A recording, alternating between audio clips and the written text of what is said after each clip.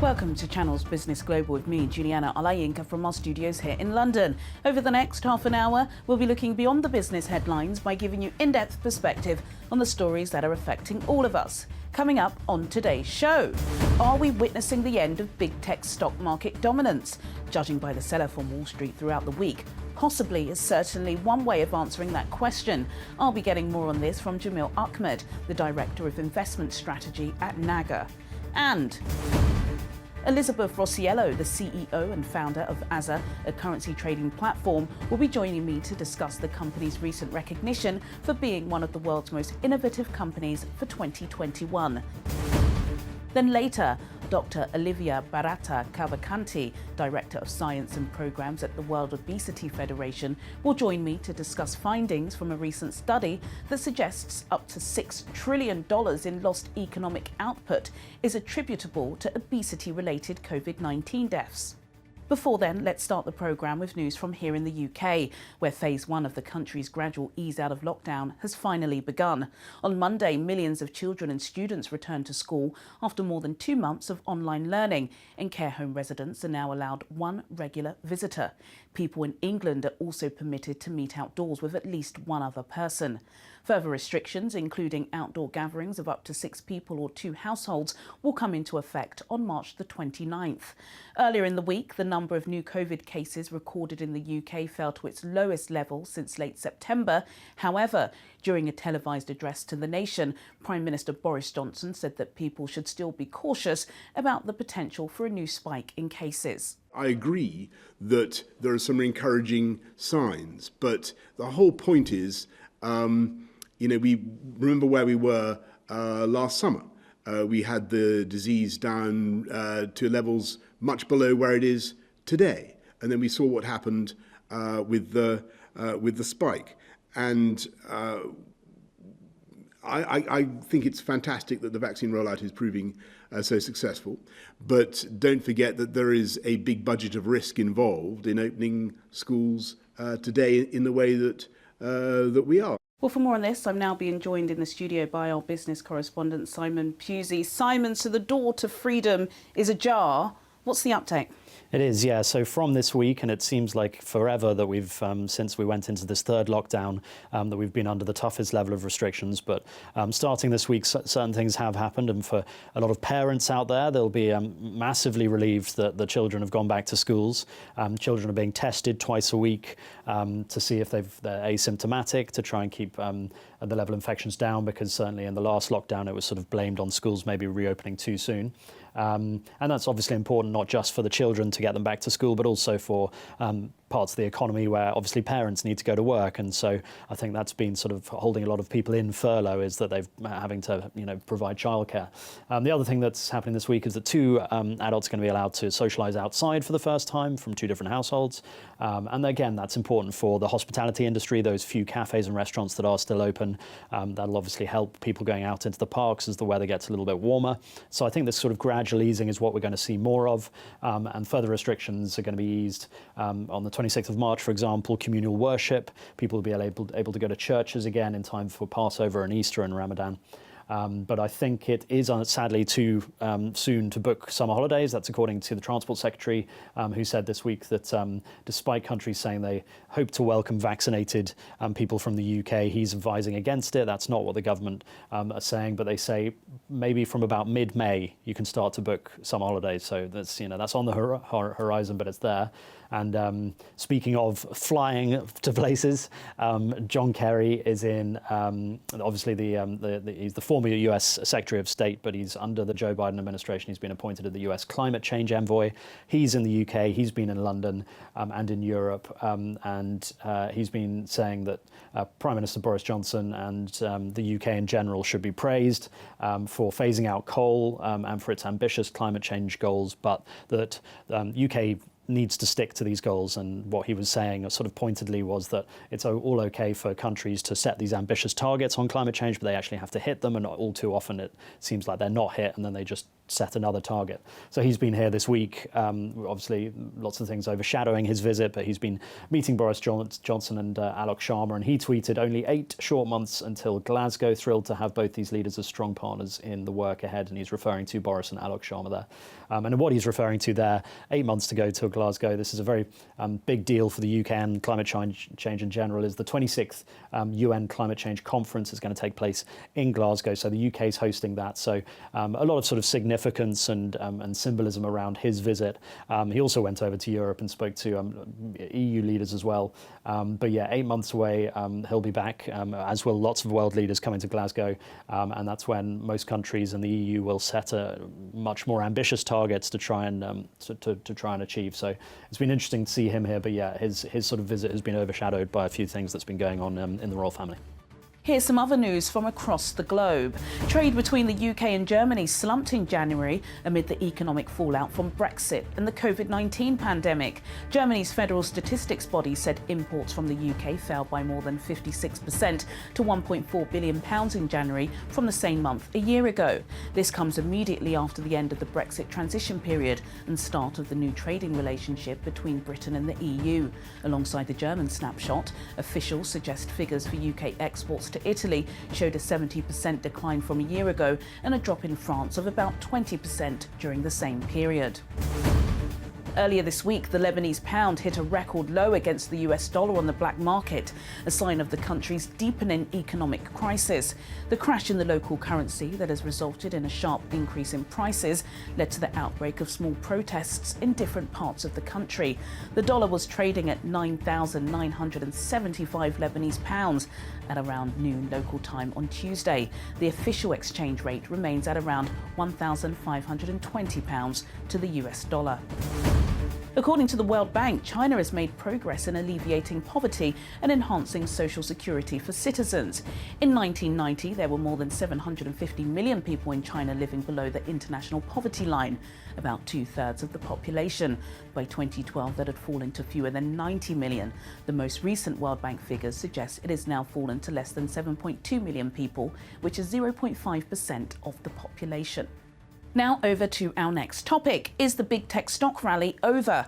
Alphabet, Apple and online food apps have enjoyed major gains throughout the pandemic, but as the number of new COVID cases decline and more people get vaccinated, investors are beginning to snap up stocks in areas of the market that are expected to do better in a post-pandemic economy.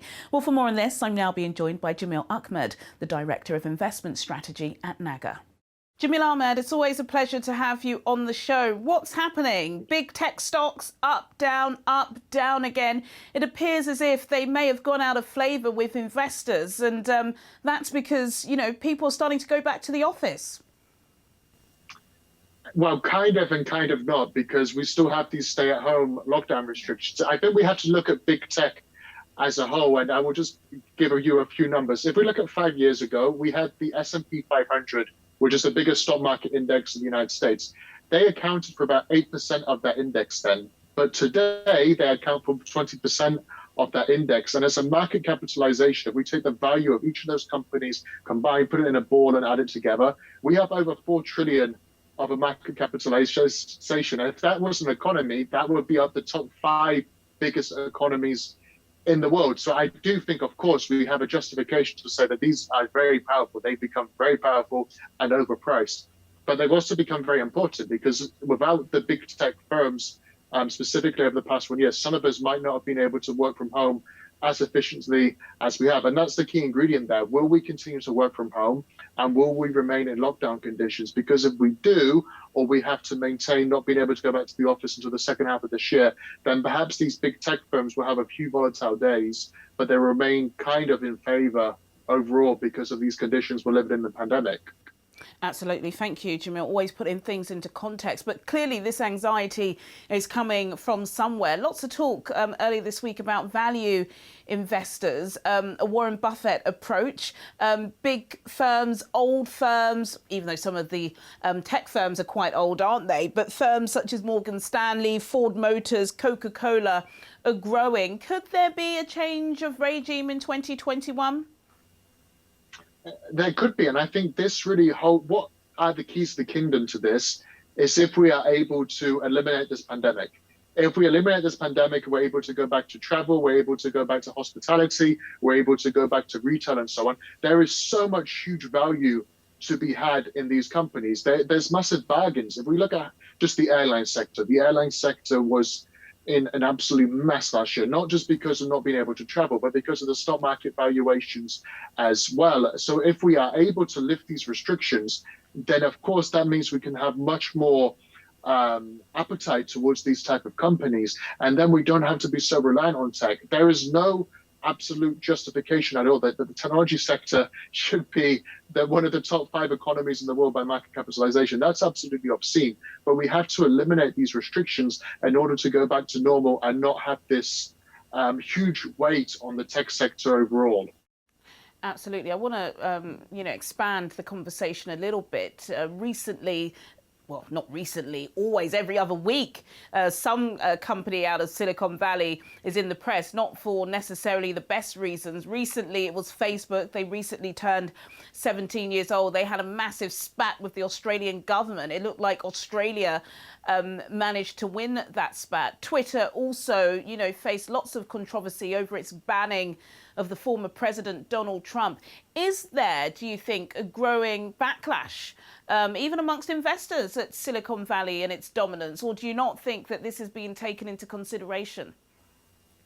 No, this absolutely does need to be taken into consideration. You pointed out some very serious issues there. One of the problems with this reliance on tech is know your client. I've known who is on the other end of the screen. For example, we go on social media feeds, we see a lot of hate, and it's very difficult to control. So a lot of governments have really stepped up their narrative against this kind of power. Like, for example, before the presidential election in the United States in November 2020, senior Democratic lawmakers were really accusing these big tech firms of holding monopoly power. Not only were they preventing newer firms from being able to grow, but they were completely dominating the sectors overall. So I do think we're going to see much more government attention towards the kind of value and also their contribution power they have. And it's not just in the US and Australia too. We've even seen that kind of narrative coming out of China in the past couple of weeks, where they're really starting to open their eyes up too. So I do think that this is going to be a concern for investors. And the issue is here, we can't justify their value and how much they have grown in market capitalization. And because of this, we have concerns that really how much higher and how much more powerful can these firms become? Gosh, that brings me to my final question, because we are seeing that there are some oldies, wanting to come in and take some of their dominance. We've had Disney with Disney Plus streaming, which is actually doing phenomenal. They're going in on the Netflix turf. And then also as well, every other retailer is online. Well, every retailer, I suppose, besides Primark, is online, trying to take a bit of the cookie that Amazon have got a massive bite of. What is your outlook for the rest of the year when it comes to, competitors? Everybody's trying to adapt to this environment. You made a very great point there regarding Disney. Look, Disney is this it's a fairy tale on its own. It's been around for over 100 years. It's lived through war times and all sorts of things. But even the likes of Disney didn't see how powerful that the likes of Netflix would become. Not only their household brands, but they're also seen as essential things to have in your home. So the likes of Disney are releasing their own streaming platform. HBO and Max are doing the same thing. Some of the major production companies. And of course, they're trying to compete with this environment because tech has allowed convenience. We're allowed to do what we want when we want to do it. Same with shopping, the Amazons, being able to get deliveries and so on. So all of these more traditional industries, you named a number there from retailers and so on, they're also trying to adapt and bring up their game to be able to compete with this new phenomenon that we're living in, which is the tech and being able to demand and get things whenever we want it and have it where we want it as well. You're absolutely right. Always a pleasure listening to your insights. Jamil Ahmed, Director of Investment Strategy, NAGA. Thank you so much for joining me on Channels Business Global. Coming up on Channels Business Global, I'll be speaking with Elizabeth Rossiello, the CEO and founder of AZA, about the company's recent recognition for innovation. And I'll be talking with Dr. Olivia Barata Cavalcanti, Director of Science and Programs at the World Obesity Federation, about the $6 trillion in lost economic output attributable to obesity-related COVID-19 deaths. See you after the break. Welcome back to Channels Business Global with me, Juliana Olayinka, from our studios here in London. AZA, Africa's biggest non-bank currency broker, has been named in Fast Company's prestigious annual list of the world's most innovative companies for 2021. The business mag honours companies that have not only found a way to be resilient in the past year, but also turned those challenges into impact-making processes. To discuss this, I'm now being joined by AZA's founder and CEO, Elizabeth Rossiello. Elizabeth, thank you so much for joining me on Channels Business Global, and congratulations from your recent recognition from Fast Company. It's a pretty competitive market. What exactly are AZA doing that sets you apart from the rest of your competition in the field? Thanks, Juliana, and we're so happy to be here. Well, for the last 8 years, we've been doing something really unique across the continent, which is supporting the use of local currencies for global payments. And Africa, like many frontier markets, specifically in West Africa, has a real dependence on the US dollar and the antiquated infrastructure that goes with it. So we removed that from doing cross-border payments, and now we're the largest non-bank currency broker on the continent. Absolutely, and you've been doing really, really well. Some phenomenal numbers here. You've got a transaction volume soaring over $1 billion a year. You've also got 200 staff. What's behind this growth? Well, it's definitely not overnight, and there's some gray hair under here. For the last 8 years, what we've really been focusing on is infrastructure. So when we're talking about financial infrastructure, there's a real lack of investment in APIs, in last mile connectivity, in scalability of the functionality of the infrastructure. In other markets, you see banks or fintechs really building very deeply in each market, and there's just not that level of competition here. So what we did is we worked across the continent, starting in Kenya, over to Anglophone West Africa, onto Francophone West Africa, connecting into the last mile, and slowly but surely we had the largest platform available. So then you start to see the revenue grow. So the first few years were really just building and believing in our thesis, and the last few years we went from 3 million to nearly 10 million to 20 million in revenue in just 3 years. Wow, it's an amazing rise to growth. I know it doesn't take that long. There are a few grey hairs underneath these braids as well. What about COVID-19? We can't have a business discussion and not talk about COVID-19. We know there are major winners and there are some major losers. I suppose in your particular sector, it's been up and down. Well, for fintechs around the globe, you're hearing the same story, right? Those teams that are able to work remotely, that already have scalable processes that are digitized, are the real winners. And, our largest market was Nigeria.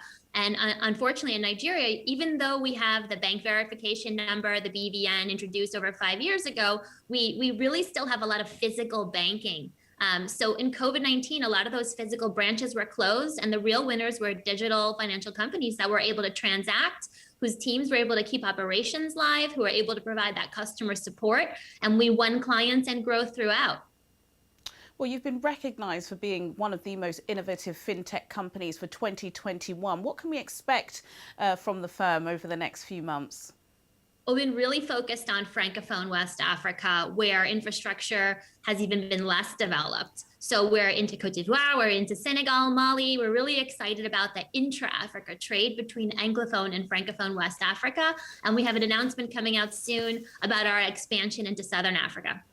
Oh, wow, we can't wait for that announcement. And we can't wait to have you back on Channels Business Global. Elizabeth Rossiello, the CEO and founder of AZA. Thank you so much for joining me on the show.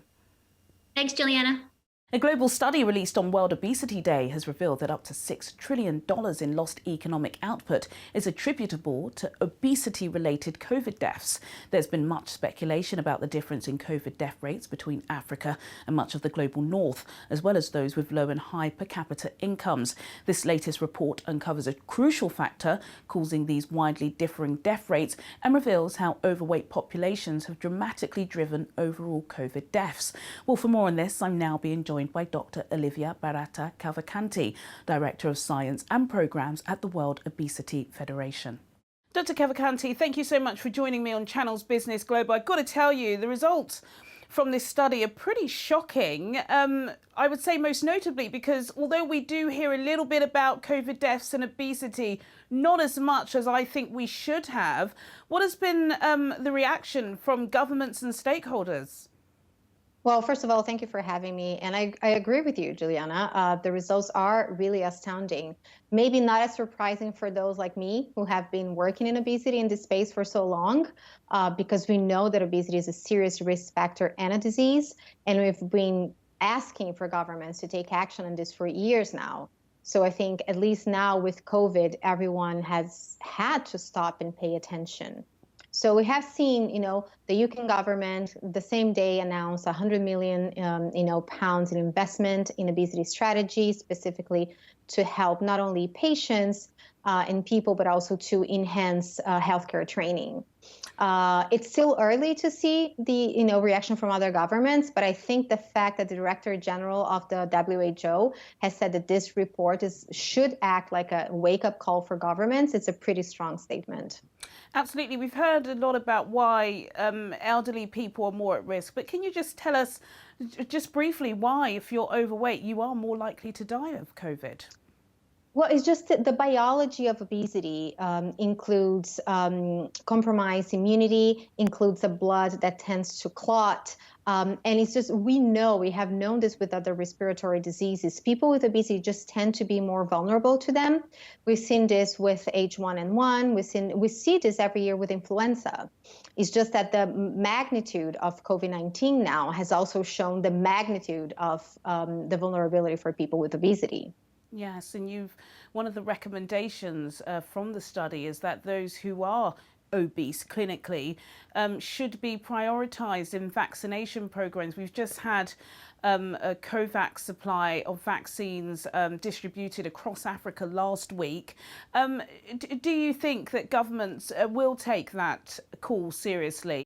I need to be optimistic, so I'm going to say yes. And what we're really hoping here is that governments just use science to base their decisions on. We need a little bit to take a step back from that narrative from the media that people who are overweight or have obesity are just lazy. If they only ate less and moved more, like the science is very clear. We know that this is not the answer. Obesity is a very complex and it's a chronic disease.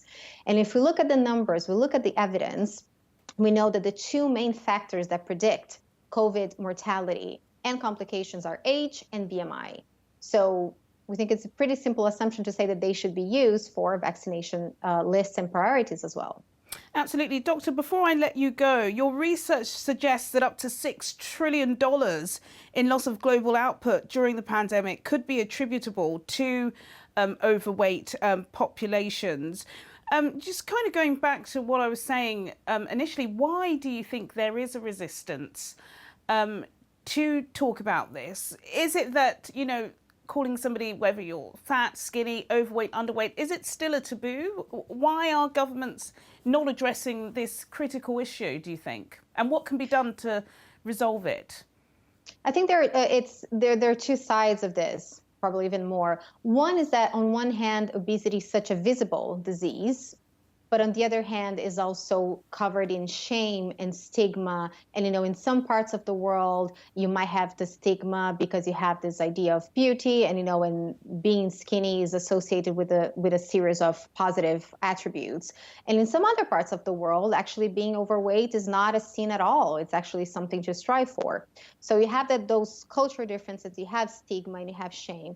And on the other more practical side of it, it's such a complex disease. It's what some people call the wicked problem that sometimes is just overwhelming and it's too much to tackle. And we know that, politics run on election cycles, then run on short-term,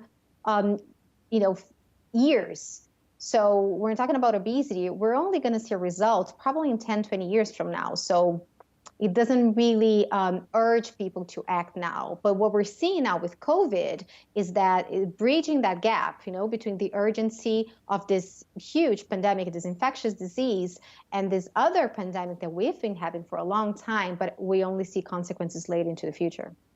Absolutely. Well, Dr. Olivia Barata Cavalcanti, you are the Director of Science and Programs at the World Obesity Federation. Thank you so much for joining us on the program. I definitely want to have you again because this is absolutely a really serious issue and it does affect love to come back. Global economics. Thank you, Doctor. Sadly, that's all we have time for today, but do get in touch with your comments and suggestions. I'll see you at the same time next week for more in-depth business analysis on Channels Business Global. Goodbye.